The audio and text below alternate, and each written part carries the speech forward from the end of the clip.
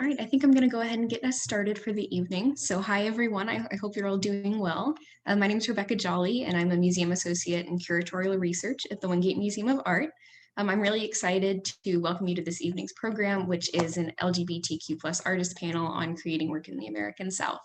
The event is held in conjunction with one of our current exhibitions entitled No Man's Land, A Feminist Reimagining. You can find more information about the exhibition online at wingatemuseum.org, and you can also make reservations to see the show in person. And while we're hosting this evening's program virtually, we want to take time to acknowledge that the Wingate Museum of Art at Hendrix College occupies the traditional homelands of the Osage, Quapaw, and Caddo.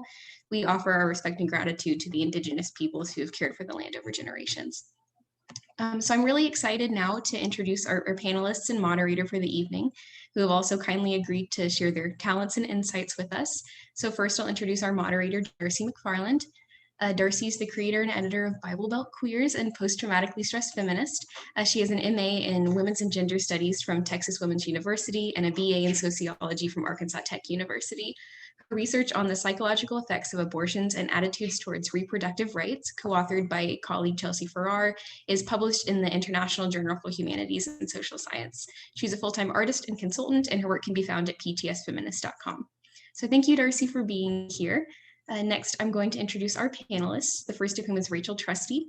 Rachel is an artist and educator who currently lives in Lawrence, Kansas. She graduated with an MFA in studio art in 2011 from Lesley College in Cambridge, Massachusetts, and is currently continuing her education as a PhD student in women, gender, and sexuality studies at the University of Kansas.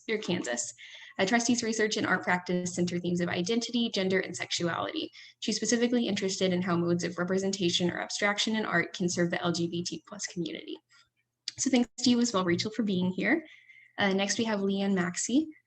Born in Little Rock, Arkansas, Leanne lives and works in Brooklyn.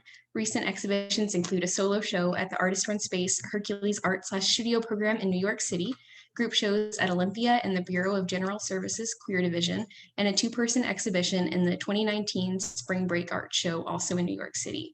She's also an alumnus of the Fire Island Artist Residency. Maxey's work is in the Rare Books collection at the Howard Gottlieb Archival Research Center, and her awards include the Kahn Career Entry Award. She received her MFA from Boston University and her BFA from the University of Central Arkansas. She currently teaches painting at Brooklyn College.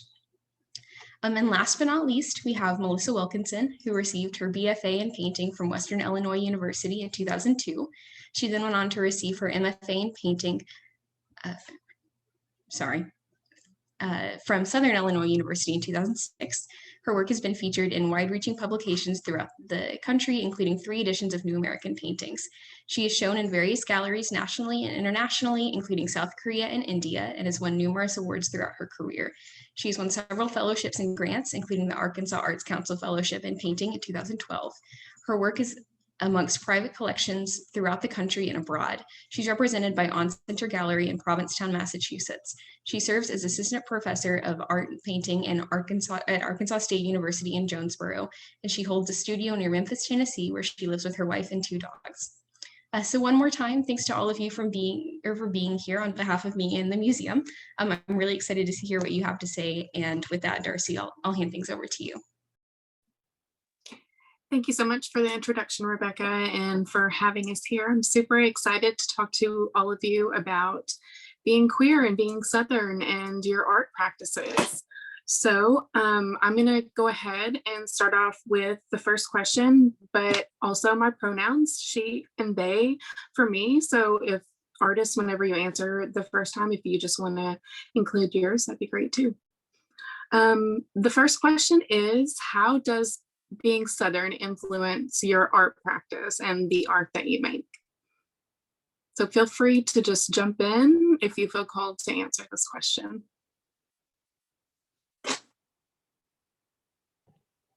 I can start it out. My pronouns are she, her, hers.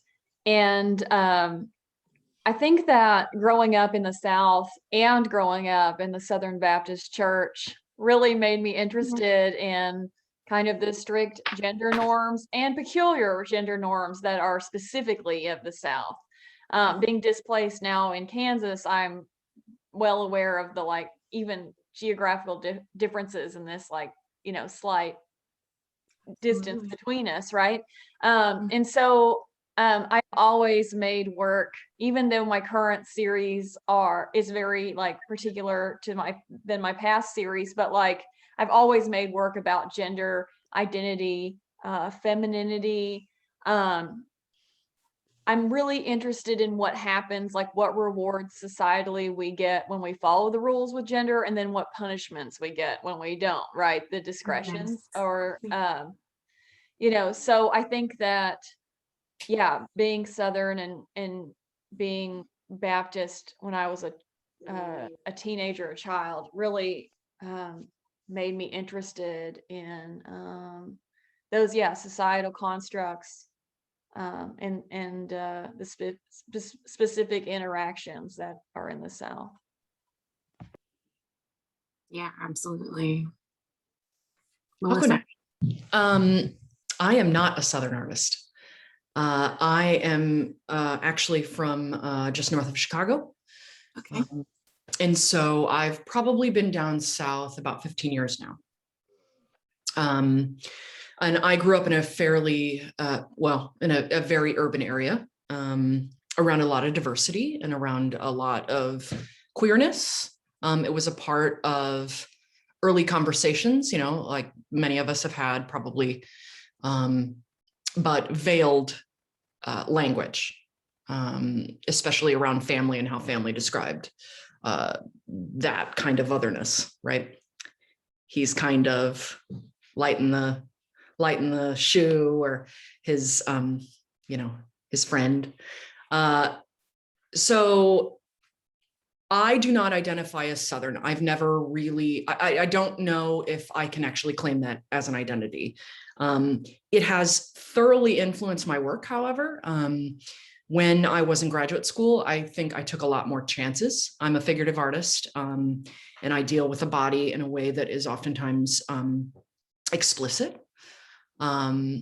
So being in my region and being in my position, especially as an academic, I have taken great measures to be careful because it's been checked.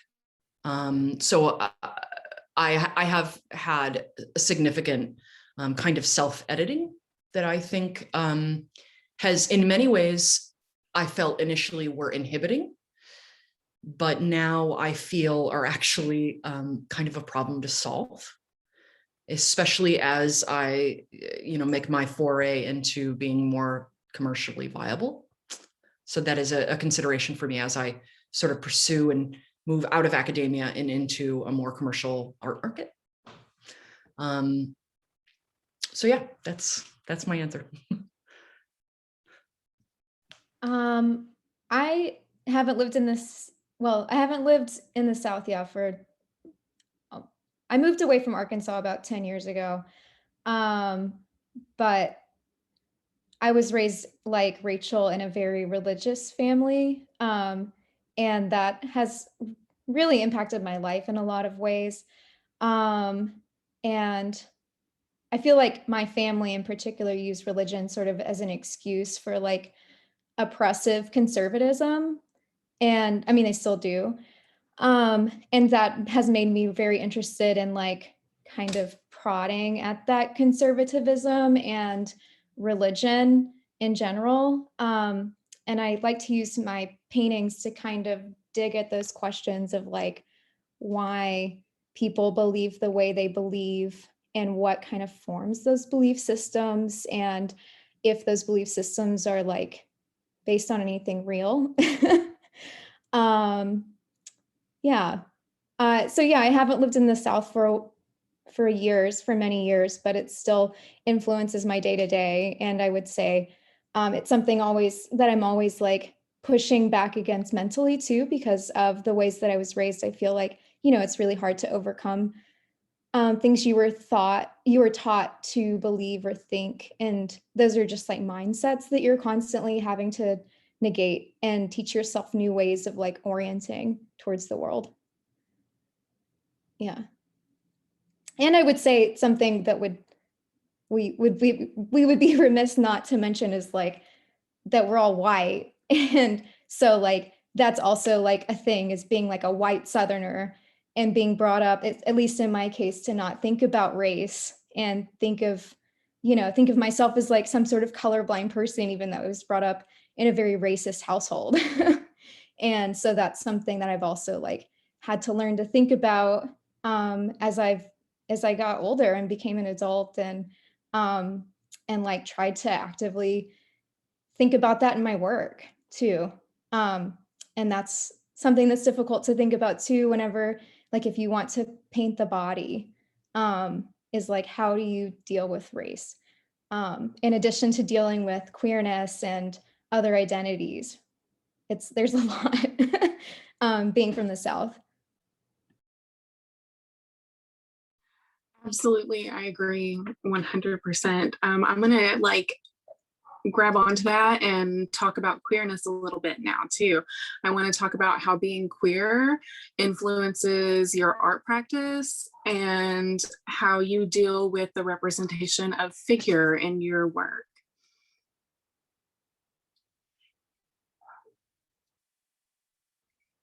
I could just continue with that. Awesome. Yeah. Yeah, so for several years, painted very representationally. I still do, but I don't really paint like figures from life like that anymore. And instead I've started using like avatars of myself, like usually like drawings or like things cut out of like felt to sort of represent myself. And I feel like that's like that abstraction, that separation, even though I'm still painting in a very like detailed and realistic way. That simple step like helps me to connect more to other people, and not to have my paintings be strictly about my own experience, but because I do want to talk about my own experience, but I want to talk about it in a way that relates to other people's experiences also.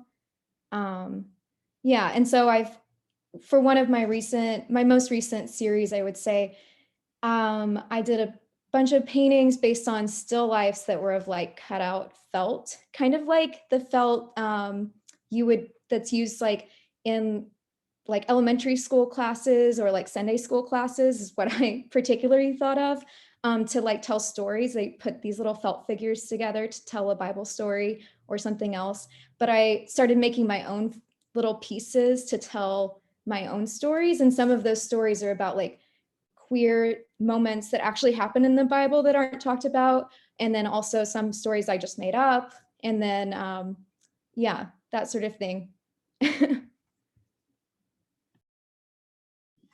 I can go next. I think, so I have an odd experience in coming to terms with queerness.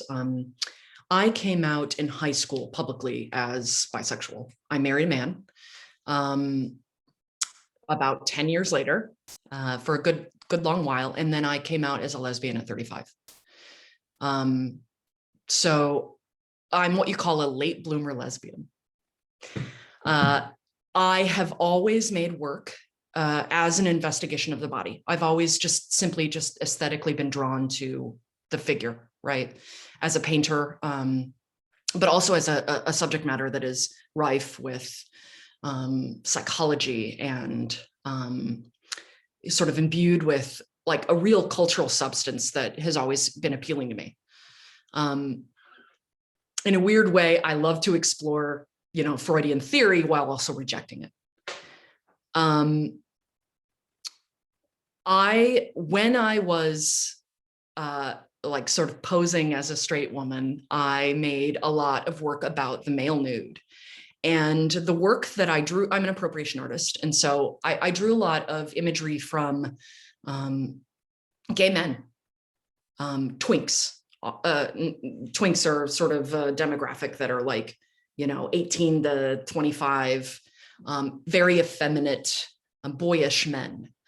I did not consciously really acknowledge until much later, that was really an investigation of a kind of femininity that I was very attracted to, and that I found very beautiful, that I found transgressive, pushing boundaries that ultimately sort of defined my own orientation and definition of this sort of ambiguity of gender projection.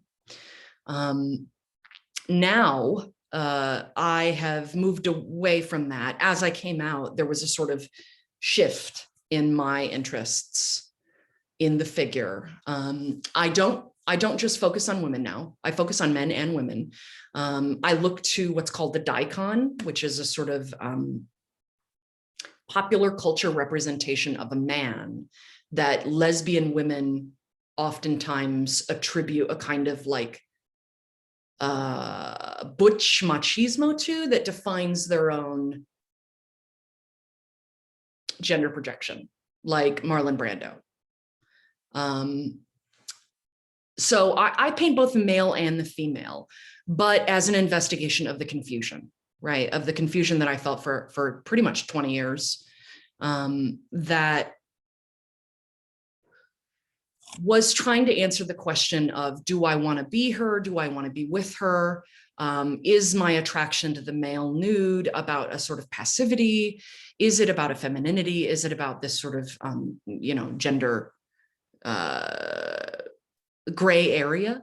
So ultimately, my entire body of work at this point is an investigation of like that weird, formative, popular culture look into what really does confuse us, but titillate us as we come into a formative age in our sexuality.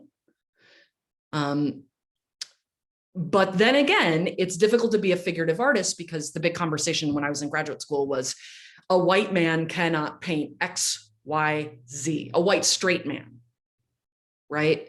And so I find that my position now as a white cis lesbian, that I'm also posed with some of the same challenges in a weird way, not like they're oppressed or anything, but that I am in many ways trying to define what the female gaze is. And I don't think anybody's really given us a good definition of that yet. So that's really what I'm interested in really kind of investigating. You're muted, Darcy. I said awesome, thank you. I appreciate it. I didn't notice I was on mute. Rachel? Yeah.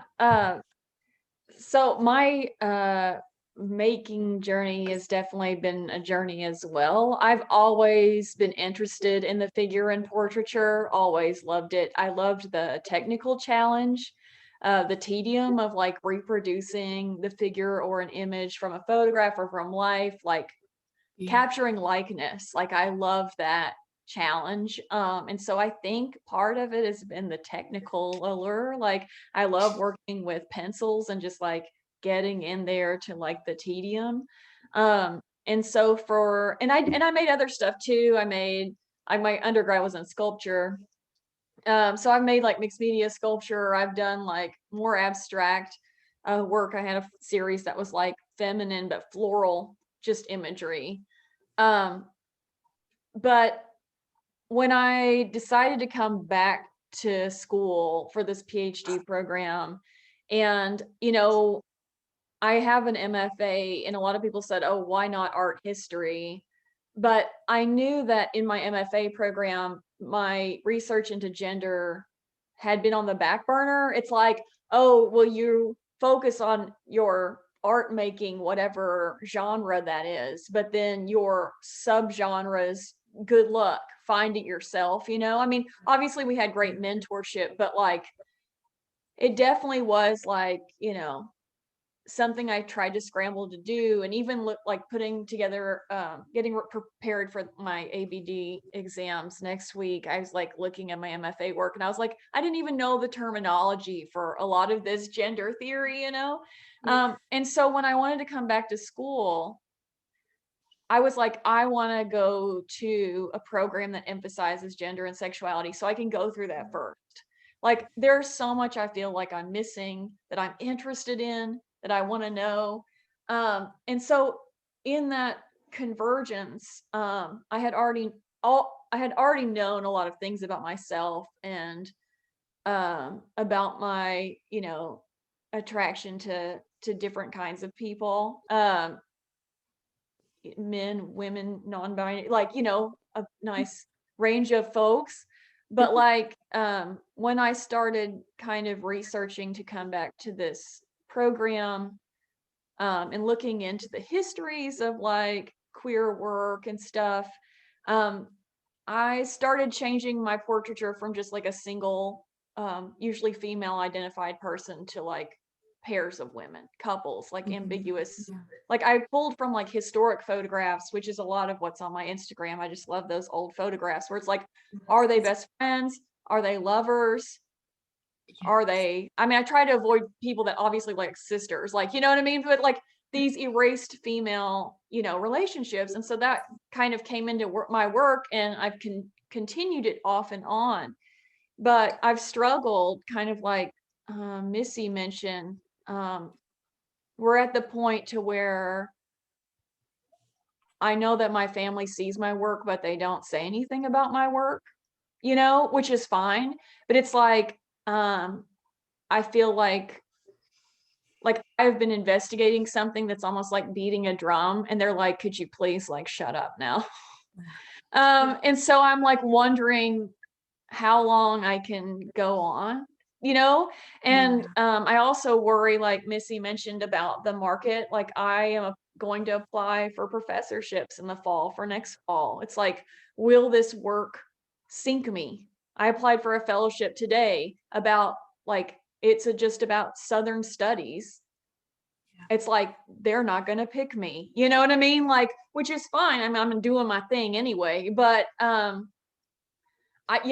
am starting to wonder if it's too loud, and what to do about that. Simultaneously, my dissertation is about abstraction, queer abstraction. And so I've been making a few new objects because my advisors really want me to start dabbling in this. And it's been a long time since I've made objects. So I put a few on my Insta stories like, are these sucky? Because I don't know. You know, but like I'm feeling good. I'm feeling like I'm getting somewhere because I love materiality.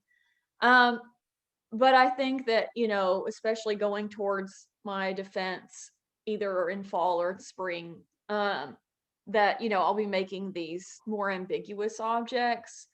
But I don't know after that, like, will I continue or will I not? Obviously, there'll always be femininity. There'll be the figure. There'll be like some kind of wit. Sometimes, like if I'm angry, you get like an angry bite in my work.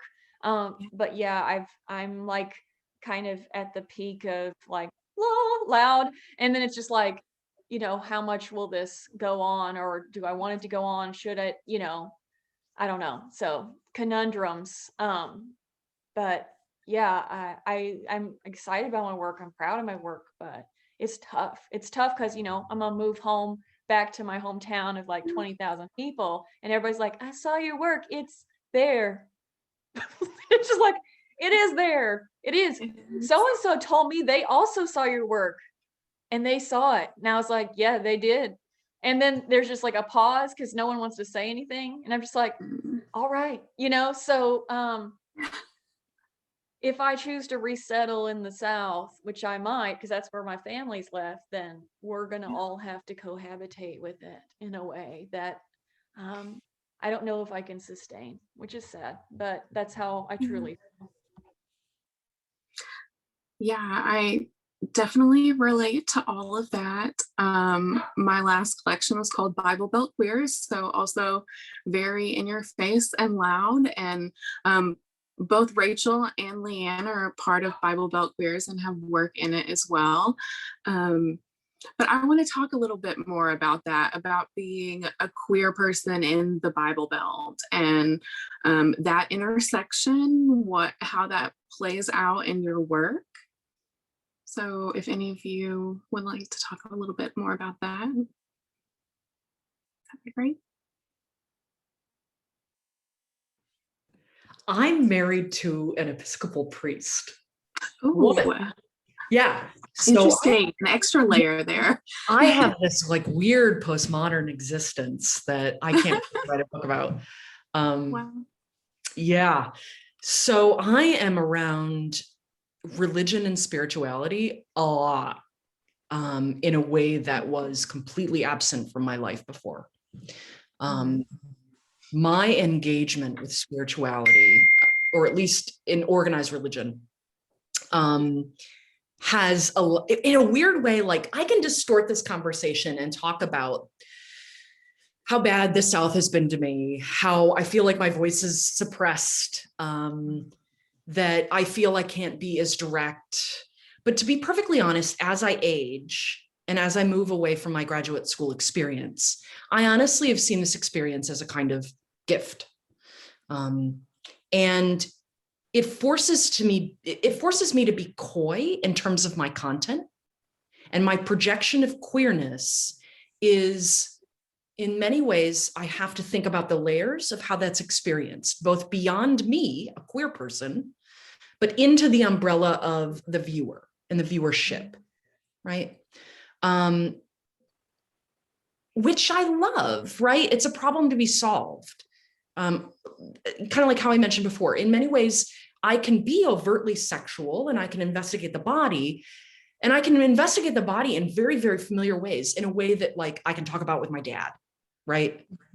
I can talk about roller girls from the 80s with my dad because he looked at those images as well, right? But I cannot in any way reconstruct the same experience for him that I had. So it's my job to faithfully reconstruct that sort of formative disruption. And, you know, I make overtly sexual work as well, while investigating the notion of queerness. I want to make my viewer uncomfortable with what they're looking at. I disrupt an image. I'm part of a whole movement of disrupted realism, right? In a way that does not directly appropriate to make the viewership feel comfortable. So like, I'm one of those terrible academics that queers the image, right? Which is a big, like, funny joke that we all make now, right? Like 80% of the people who are writing dissertations right now are queering the image of XYZ. And most of them are not queer, right? And so I'm trying to I'm just being real. I'm trying to faithfully construct a kind of deep dive into a sort of psychological formation that faithfully constructs my reality while acknowledging that this is other people's realities, including straight men, and in many ways, including straight women who have been conditioned to look at the body of a woman in the way I have, right? So that's my answer in short, in long. Thanks, Melissa. Thanks.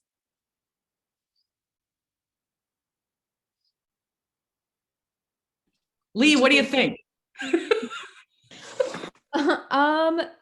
Yeah, I mean, being queer and being from the South, there are things I can't not be every single day. And it's definitely like a lens that I see the world through. And I feel like I'm always, you know, trying to actively notice my lens and also trying to put on other lenses and see the world in other ways. You know, sometimes I don't notice that that's how I'm seeing the world, but I mean, you know, because it's my default, you know, kind of like being straight and white is the default for our country. And how it relates to my art practice. I mean, I'm definitely, for many years, have been really interested in talking about queerness, and more recently, like the past like 5 years or ish, I've been more interested in talking about religion specifically, because that has like impacted my life so much, because my parents were just, they were like, I mean, it was practically like I was raised by ministers or something, even though, because my parents just like live at the church, like still, and one of my brothers is a minister now, and the other one like wants to be. So it's really impacted, you know, everything in my life, even though I like moved away from that to get away from it, and to be able to, you know, pursue my own dreams. But Yeah, it definitely is something I think about a lot. Uh, right now I'm working on a group of paintings that are kind of about it began as a look at like the notion of like the end times or the apocalypse, doomsday, the rapture myth. And now it's kind of expanding to become more generally about like a fear of the world and of the future that seems to me at least to be like the core of religious extremism. Yeah. Um, and also about fake news. A lot of things that have just like really, I feel like are inescapable, even like living in New York City. Like these are things that like impact all of our lives so, so much. And so inevitably queerness like does play into that because it's, it is how I see the world and how I see these things and like the fake news that I see, like my family spread. Um, it's just I think also because of you know realizing how many things that I taught were lies, has made me be more critical of news I see and things I read and stuff. And so it's just interesting to see that the people I was raised by don't have that same attitude. um but yeah, so I'm trying to deal with that in this new series of paintings. Yeah, so it's like obviously like queerness plays a role in that, but more it's about these other things and like and religion and how that impacts how we see the world. Absolutely. That new series sounds really great. It really stood out to me earlier when you were talking about the supplies you're using and you said Sunday school paper, because like that instantly like threw me back. I'm like, okay, this is such a like a shared experience that so many queer Southern folks have, especially like queer Southern folks who like make art about queerness and that disconnect with family and everything. So I appreciate you all sharing that. Rachel, Yeah, did I you want to I say? was actually yeah, I was actually thinking the other day about those felt boards. I was like, I don't know what it was. I guess because I was like, all the young people, they have the iPads now, and I totally remember them having like the Ziploc baggie of like felt Jesus Mhm. and people that was just like the, Yeah. silhouette. And then Mhm. yeah, it's interesting because in my MFA program, I made a lot of work about religion but it had to do about like rules around women in the Bible that you don't hear often. Different things like there's a verse, I think it's in Timothy. I'm sorry, people, if you're trying to look this up, but it says something like women shall be saved through childbearing. And so I'm just like, this is a different kind of instruction for salvation that we don't hear often. Like, what about women who can't have children? Or, like, so I was really interested in some of these like more obscure verses around, what it means, what womanhood is, or, how that should be acted out. And then I haven't really kind of returned, like, I went from that to looking to like old fairy tales to like current fairy tale, like, I went like a narrative story arc. And then I haven't really returned to it, but with this new object series that I'm working on, some of the stuff I do want to get into is the church. I've been thinking a lot about the flamboyance of church fashion and things of that nature, I love that. And I don't know, I left the church proper a long time ago in my 20s. I was going to be a missionary, and then I went on a mission trip, and it was like a nightmare, and I'm surprised we all survived. And then like when we got home, I was like, well, that was exploitative, but I still have a faith, like my own faith that I'm like totally comfortable with. So like when I go home and encounter folks that have more problematic, like more views that are against like, homosexuality or these like cultural issues, I just kind of like whatever, like I just we don't engage in that kind of impolite conversation. But like, yeah, so I've kind of just recently returned to thinking about, yeah, these objects that would have some sort of shared histories, or like I know it's super problematic, but like something that's been brought up and by other artists is like, the Last Supper image with like Jesus and all his dudes, hanging out or whatever. And so it's like how some of these, religious objects or icons or moments can be reread in different ways. It's just something, like I said, that I've freshly returned to. But I will say it has been interesting to see my friends and family progress in their views about like gay marriage and homosexuality. It seems like a lot of my conservative folks have been like, oh yeah, well, I know this one person, so I guess it's fine if it's a civil union. Like there's like weird progress being made, but it's like still like not in this house, type thing. So I think that we're in kind of a weird amalgamy time with that as far as, and I don't know. I mean, like I said, I feel like I left a few years ago to come up here, and I've been like living my best life. And when I went home last time, I visited with a friend of mine, and she's a lesbian, and she was like, you don't even know what it's been like here in Arkansas since the Trump administration. And I know I follow our legislature, but yeah, I feel like I'm going to come home and it's going to be a different beast in good and bad ways. So I cannot tell you yet. I don't know. I have not run aground with that. I'd love to chime in on that.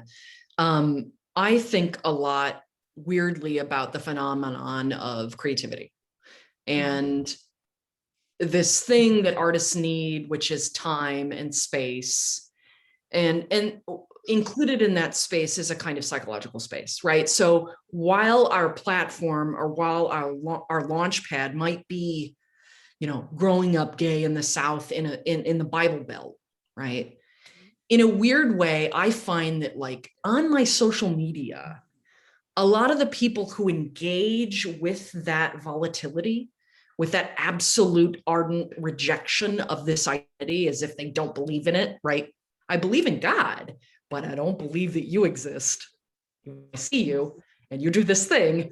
That is what I care about. These are the people who oftentimes are not being creative. These are not people who are making things.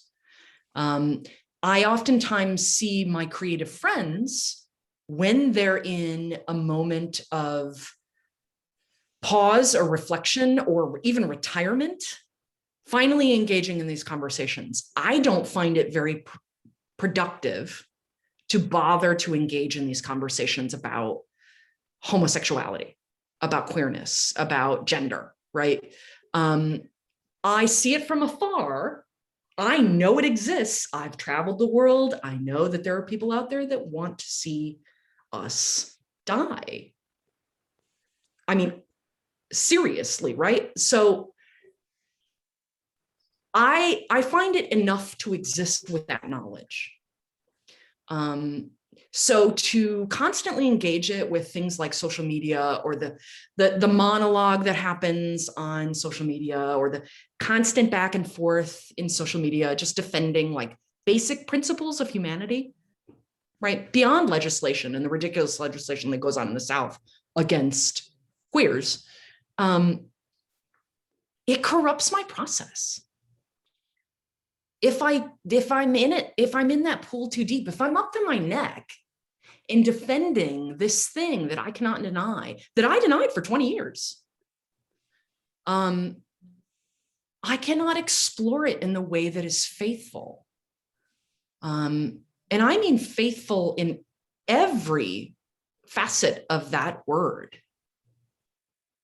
Faithful to my experience, faithful to my sister's experience in this conversation, faithful to my personhood and my identity, and all the other elements of what makes me me and a responsible artist.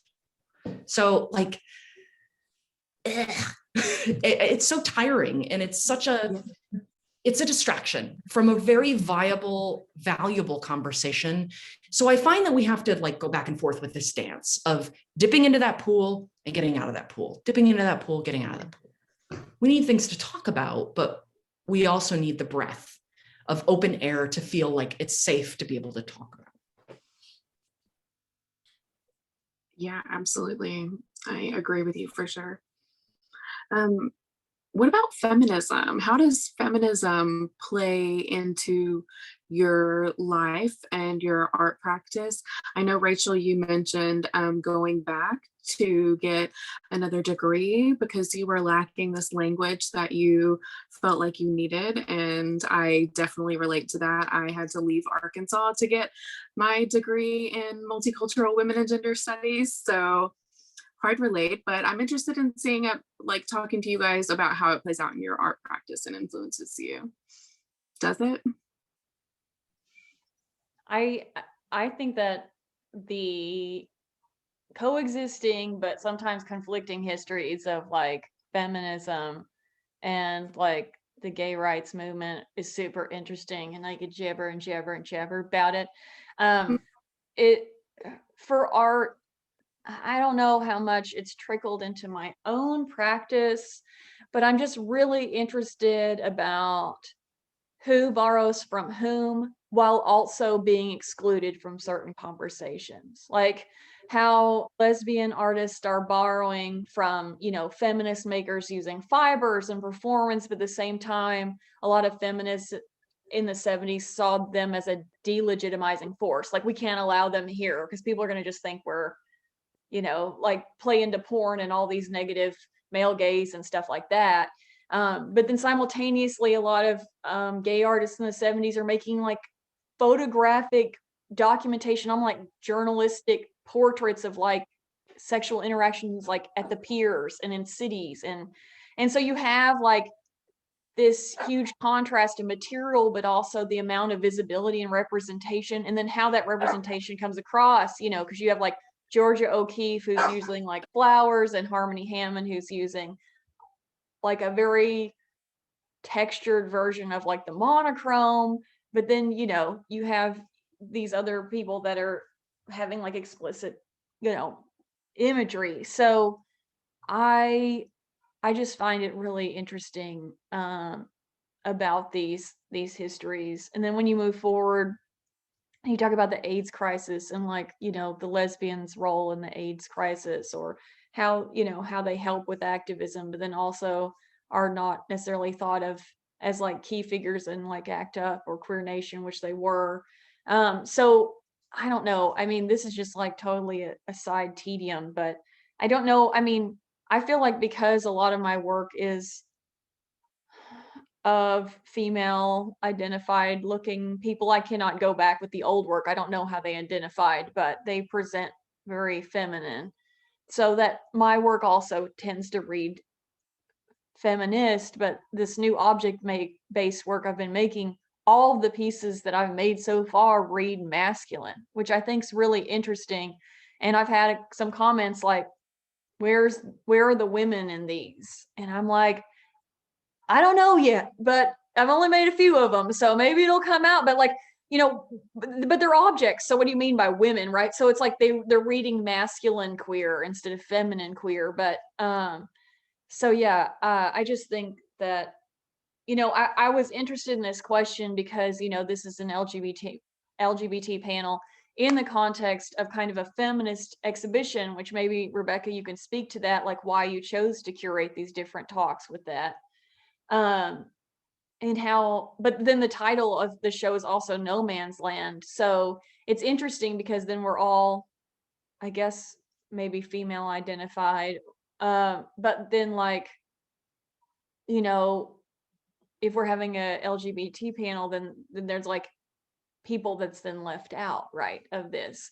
And like what, like hypothetically, or with the No Man's Land or whatever. So it's like, what are men's roles in this feminist pursuit or whatever? I don't know. There's so many questions and so many feelings I have about it, but I would just love to hear other people's like investigations of that.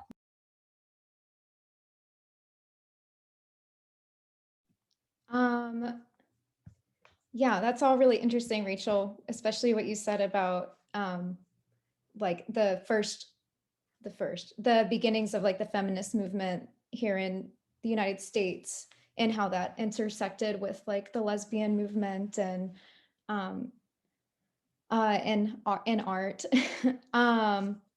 Yeah, I would say in my practice, it's maybe not something feminism isn't something I'm actively thinking about all of the time, but it's definitely like being queer, like a lens that I see everything I make through, and the work that I enjoy or that I go see, like that's always something I'm thinking about, is like, yeah, how I see these things as a female identifying person or a queer person, and like how that work is supposed to be interacting with me in those ways. Um, Sometimes I do like to toy with those ideas. Like I have a painting that kind of like toys with the idea of the like man-hating lesbian, because I think that's just like such a funny and like stupid idea. And I just like, it's like a painting where it's like one of my felt paintings, but I put myself in like the lineage of man killers of like Judith and Salome from the Bible. It's not like super overt, and it's not like Caravaggio or anything, but yeah, I like to toy with ideas like that. Something else I should mention, I feel like I bring a lot of how I think about my painting practice and art in general from books that I've read about these topics. And one book that really expanded how I view the relationship specifically between aesthetics and politics is Naomi Shore's Reading in Detail, Aesthetics and the Feminine. In that book, Shore discusses how the detail, like in painting and other artistic mediums, has been, and in literature, has been alternately lauded and deplored, and specifically how those views have been rationalized through gendered stereotypes. It was like a really mind-blowing book, and made me think about like the ways in which that I choose to paint, like how those are seen to other people. Like Rachel was saying, like, oh, are these seen as like masculine or feminine, like kinds of paintings, just by the mark making that I use, just like super basic painting formal things. And also Roland Barthes' idea of the punctum, even though that's specifically about photography, has really impacted my approach to painting, sensuality, and queer intimacy. Just thinking about like how that small like moment in a photograph or a painting or a sculpture can be really intimate and specific to a viewer. Yeah. So I do not think that one can be a queer woman identifying artist without being a feminist, right? So like 99. I don't know. I've met people. Yeah, that's true. All right. Let me backtrack that. We'll go back. I don't know if it's worthwhile to try to add to the canon without, like, I have stepped out of in my home and in my personal life the patriarchy in a way that makes me feel liberated, right? And so I exist with the presumption of feminism, right? That women are equal to men and deserve equity socially, economically, historically, and are worthwhile. Like, that is not a question to me. The fact that that's a question, there's a feminist and there's an anti-feminist. I don't think that there's an in-between. So while there is this question about the representation of the people on this panel, right? We're all white women, right? Of a certain age, of a certain demographic, which I think is a very worthwhile conversation to have. It's responsible. I can only speak from my experience. And I paint the bodies of which I know and have been with, in a way that feels responsible. And I can be called out for that. But as a feminist, these are not questions that I even bother to ask. They're presumptions. Like I truly live into this reality that is no longer a question to me. So it, and I'm probably the oldest one on this panel. I'm 40. And I've just gotten to the point where like, I don't even ask those questions in my work.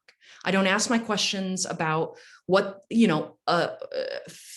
feminine is. Feminine to me can be masculine. There's nothing more feminine than being with a woman. While popular culture construes that as a very masculine act, because women are seen as passive. So yeah, it's no longer a question to me. And I was once asked that on a job interview when I was about 23 and coming out of grad school. Do you consider yourself a feminist artist? You good goddamn, I consider myself a feminist artist. Of course I am. I'm a woman with an education who is making work about visibility. If I don't do it, who else is going to do it? It's a political act in and of itself to make artwork, to make artwork about politics, to make artwork about being a sieve for the world, right? Translating the world with a new vision for other people to conceive of, to consider it and reconsider it. So I don't know. Of course it's feminist. I love that. Isn't that wonderful? I agree. It's absolutely an act of feminism in itself. Yeah, thank you for that. Okay, contemporary feminist and queer artist, who inspires you that's doing queer art today?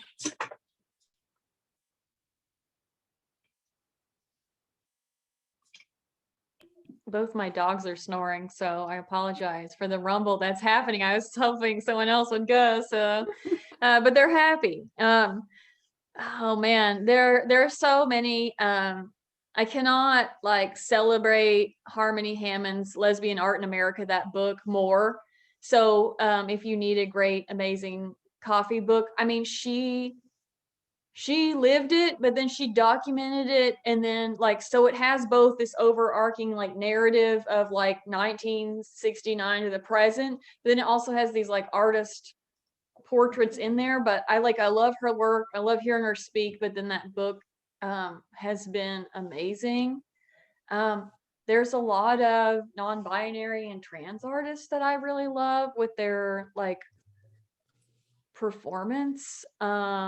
There's an artist named Cassils who is just doing really powerful work about the body as a medium, but then also the power the body has to act or react. There's another one named Chris Gray, again, using their own body and the idea of the malleability of the body as medium. I'm just really attracted to that because I think I want to represent bodies, but then I, see bodies of work as something that could be like embody queerness or perform queerly. And so then to see people actually, I've always been really interested and attracted to both androgyny and the malleability of the body, or how we have the ability to choose to present in a number of ways. I find that really exciting. So yeah, I mean, I could like name infinity abstract queer artists, since that's what I'm working on right now. But like the things that I really get crunchy about right now have been the performance art. There's one last one, also a trans artist named Gordon Hall, doing really interesting things with performance and then these objects that they state can't be categorized, like really purposely making objects that can't be identified to challenge the viewer, to teach them how to unsee or approach work. But then also doing performance with their own body and then others' bodies. So yeah, I've been really excited about that work. I mean, maybe I should write my dissertation about that, but it's too late, ship sailed. But those are the people that I really like in the books. Another book I'll recommend is a book called Otherwise. It's an anthology about the connection or overlap or dissonance between queer theory and feminist theory. It has a ton of essays and interviews in it. It was pivotal for me. I read it right before I entered this grad program, and it shaped like all the things I'm doing. I think in terms of history, I think about Romaine Brooks. She's a sort of like turn of the century American woman who was liberated by her wealth. She did portraits that dealt with her own image, but also images of the women around her, which were lesbian. She explored kind of like codes of masculinity that were not drag with women. I think now it's really easy to name 20 men who make work about camp homosexuality. I think it would do an injustice to this conversation with particularly the women who are represented in this conversation to just talk about them. So like I think about Nicole Eisenman, the sort of wonky, weird figuration that explores the banal every day of her relationship with another woman. I think about like Collier Shore, the photographer who specifically the series that she did of the wrestlers in their exhaustion. She explores like a sort of through the male body, a kind of archetypic femininity of how women are represented as vulnerable, but as men, which is a really an interesting flip. And she is a butch lesbian, which I think is really needs to be a part of the conversation in terms of queerness that really is missing from the canon. So that's why I list those artists. Even Mickalene Thomas, I think, is doing something interesting with sort of thinking about representation of femininity and masculinity as a kind of hybrid identity. Great, thank you. The person who I think of whenever you say contemporary queer Southern artist, which is so specific, is Jacoby Satterwhite, who is a video and performance artist. He like records himself dancing and moving, like kind of voguing in front of a green screen, and then he incorporates those things into animated spaces that he makes. They're like full of futuristic architecture and also text from his mother's journals. They are all about his like family dynamics. They're very, very interesting, and like just I could watch them for hours. And I think that also he definitely was an inspiration for Lil Nas X's new Montero music video. So if you haven't seen Jacoby Satterwhite, but you love Montero, check him out. And then in terms of like historical Southern queer artists who I think about, the person probably who fits that genre most is Forrest Bess. He's like one of my favorite artists of all time, and he's not alive anymore, but I think that he was probably one of the queerest people in the South during the time that he lived, like in the mid 1900s. And he actually wasn't even able to talk about the meanings behind his work, but his work was like very abstract. But it's really, his work is so interesting to me because it's extremely abstract, but he has this highly personalized language. So all of these abstractions like mean very specific things to him and talk about gender and sexuality and his dream world. Yeah, and I just think about him all the time. And thank you guys for sharing. I appreciate that. And before we wrap up, I want to ask all of you if you're working on anything currently that you're excited about that you'd like to tell us about. I've already mentioned my new little doodads so many times, so that more, but yeah, I'm excited about this new object-based series. I think it will get better. I think it's a beginning stage, but it's a fun investigation of Southern queerness, and it's my intervention into queer abstraction that tends to not be geographical or regional most of the time. I mean, I take that back. There are some artists that definitely allude to their nationality there or their race with the use of patterns and textures and things like that. But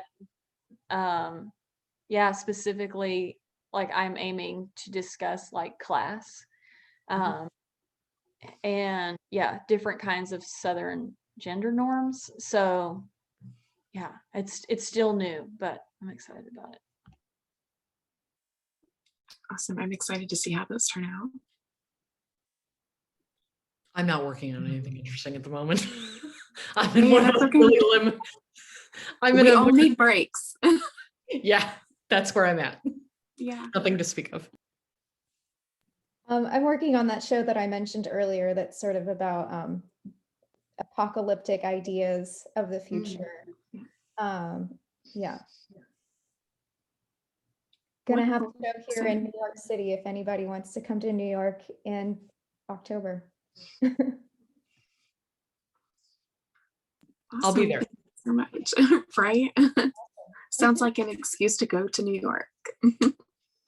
All right. Thank you, everybody. I really appreciate your input on this panel and discussion. I'm going to hand it back off to Rebecca for a wrap up. Thanks. I want to echo Darcy's thanks and also to thank you, Darcy, for all of your work in your care and preparing for the panel and speaking on it. So we all really appreciate it. There's a thumbs up from our interim associate director, Barbara. So I definitely speak for all of the museum staff and from Sarah when I say that this was really wonderful and we appreciate your generosity in participating. Just for anyone in the audience who's interested, next Wednesday, the 28th, we have a lecture by Dr. Rachel Buller on maternal bodies in art history. It'll also be via Zoom. So please drop by. It'll be advertised on our Facebook pages, or you can email Sarah at the email you used to get this link, and she'll be able to provide you a way to get in. So thank you all again, and have a good night. Thanks, guys.